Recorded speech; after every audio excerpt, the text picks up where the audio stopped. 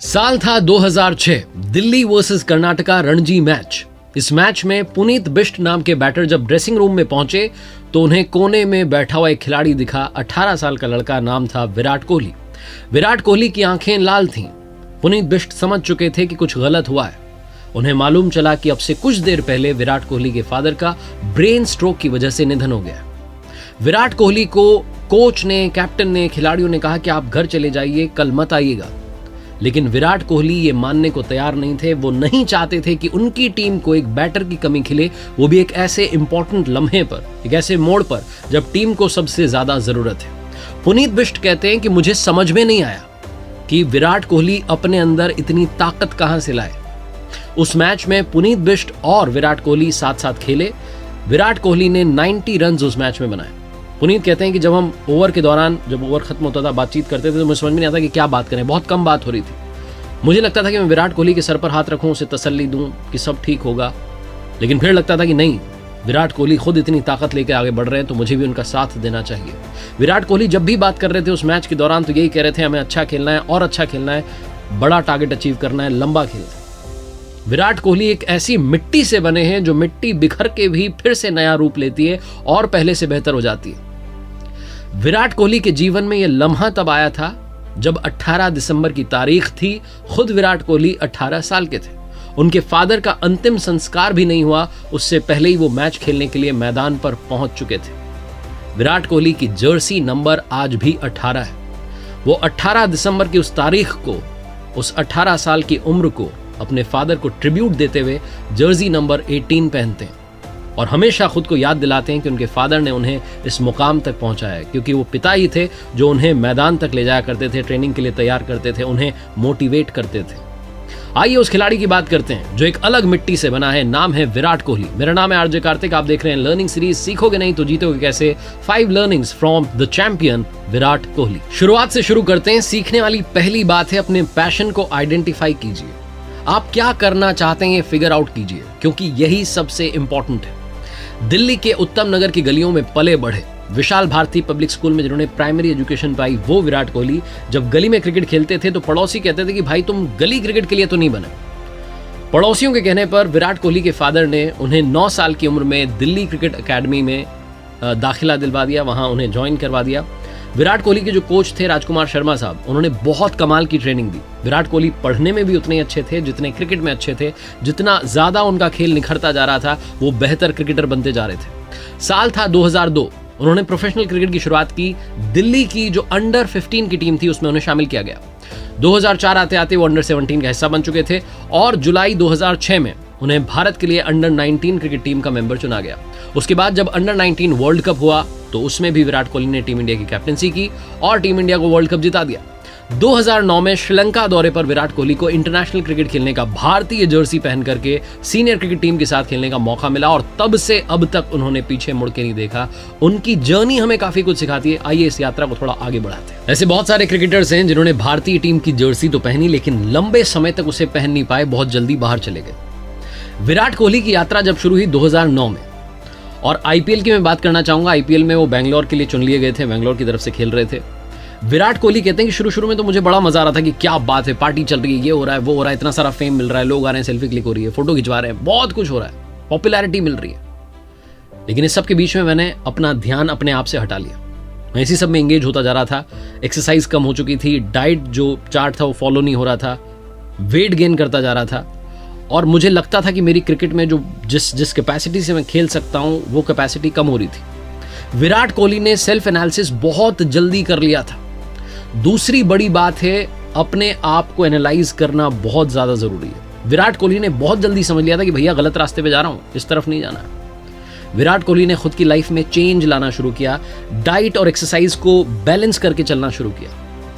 विराट कोहली जो 90% वीगन है और अगर वो कम खाते हैं पहली बात तो, और खाते भी तो न्यूट्रिशनल जो डाइट है वो फॉलो करते हैं। विराट कोहली की जो यात्रा रही है, जो उन्होंने खुद पर काम किया है, वो हमें सिखाती है कि अपने आप को एनालाइज करते चलिए। आपको ऐसा नहीं लगना चाहिए कि मैंने कुछ अचीव कर लिया, आप तो काम करना बंद, सीखना बंद।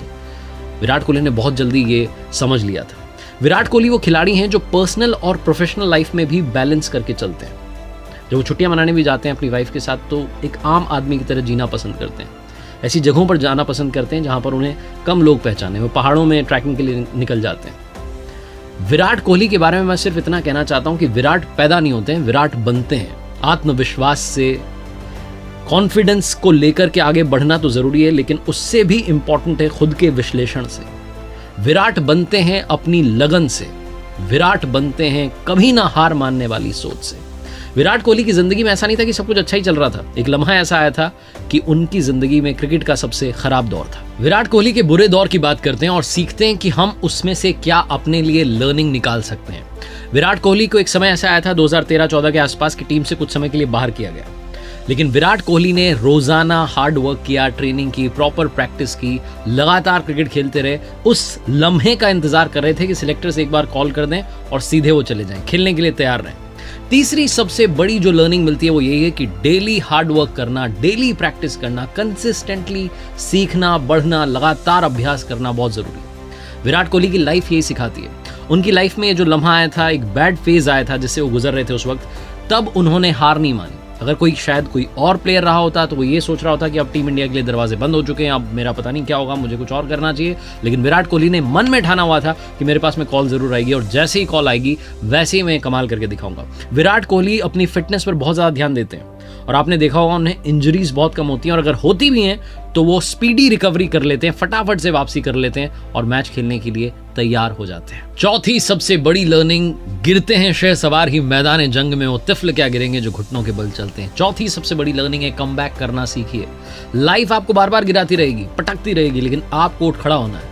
एक ऐसी मिट्टी से बनना है जो बिखर जाए तो फिर एक नया रूप ले ले और पहले से बेहतर रूप ले ले। हम सबको अपने बेस्ट वर्जन पर काम करना चाहिए। विराट कोहली यही सिखाते हैं। वो कहते हैं कि लाइफ में हर किसी के पास अपॉर्चुनिटी है वो सब पाने की जो वो सोचता है। 2014 का इंग्लैंड टूर आपको याद होगा, 10 इनिंग्स में विराट कोहली ने मात्र 135 रन बनाए थे with the average of 13.5, 13.5 run पर इनिंग आप मान सकते हैं। विराट कोहली के करियर का सबसे बुरा दौर था। लोग कह रहे थे बल्ला शांत हो गया, अब चलेगा ही नहीं। विराट कोहली भारत वापस आए, थोड़ा और खुद पर काम किया, थोड़ा और टेक्निक को सुधारा। उसके बाद में ऑस्ट्रेलिया टूर था। जब ऑस्ट्रेलिया पहुंचे तो वहां जो उनके जो फास्ट बॉलर थे वो तैयार थे विराट कोहली का स्वागत करने के लिए कि ऑफ साइड में जो है बॉल डालेंगे, विराट कोहली को फंसा देंगे, चकमा दे देंगे। मिचेल स्टार्क, मिचेल जॉनसन सब तैयार थे, लेकिन विराट कोहली पूरा होमवर्क करके आए थे। उस सीरीज में विराट कोहली ने 692 रन बनाए और ऑस्ट्रेलिया का मीडिया भी विराट कोहली का फैन हो गया। तो कमबैक करो तो ऐसा करो कि यादगार रहे। और आखिरी सबसे बड़ी बात, लर्निंग नंबर 5 जो विराट कोहली से सीखनी चाहिए, अपनों का साथ कभी मत छोड़िएगा। अपनों का साथ देते रहिए, उनके लिए स्टैंड लेना शुरू कीजिए। विराट कोहली स्टैंड लेना जानते हैं अपने देश के लिए, अपने खिलाड़ियों के लिए, अपने साथियों के लिए। वो सुनाया ना आपने कि ईंट का जवाब पत्थर से देते हैं, विराट कोहली ने वो करके दिखाया। अगर आपके साथ कोई बदतमीजी कर रहा है तो फिर उसे बल्ले से, रन से, सूद समेत जो है जवाब देना विराट कोहली से सीखिए। जो जितनी इज्जत दे रहा है उतनी इज्जत से थोड़ी ज्यादा दे दो, लेकिन अगर कोई बेइज्जती पर उतर आए तो फिर उसका जवाब देना चाहिए। इंग्लैंड टूर पर मोहम्मद सिराज को जो दर्शक थे वो स्टैंड में से बुली कर रहे थे, विराट कोहली ने जाकर के सबको चुप करा दिया था।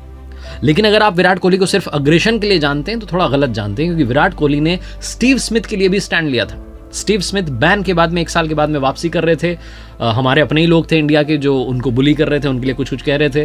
विराट कोहली ने जाकर के भीड़ से कहा था, शांत, थोड़ा ताली बजाओ, बंदे को चीयर करो। ऐसे हैं कमाल के विराट कोहली। जब धोनी के 6 को देखते हैं तो उछल पड़ते हैं बच्चे की तरह, उनसे जाके कहते हैं क्या कमाल कर दिया।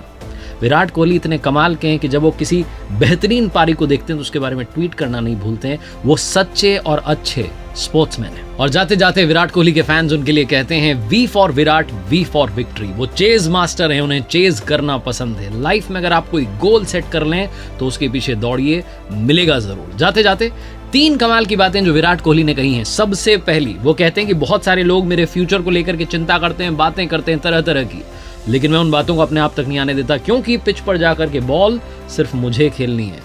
तो मुझ पर फैसला है कि मैं किस तरीके से उस गेंद को खेलता हूं, मेरा सारा ध्यान उसी पर रहता है। दूसरी बात, वो कहते हैं कि मुझे अंडर प्रेशर खेलना पसंद है, मुझे प्रेशर में रहना पसंद है, क्योंकि दबाव नहीं तो खेलने का मजा कैसा।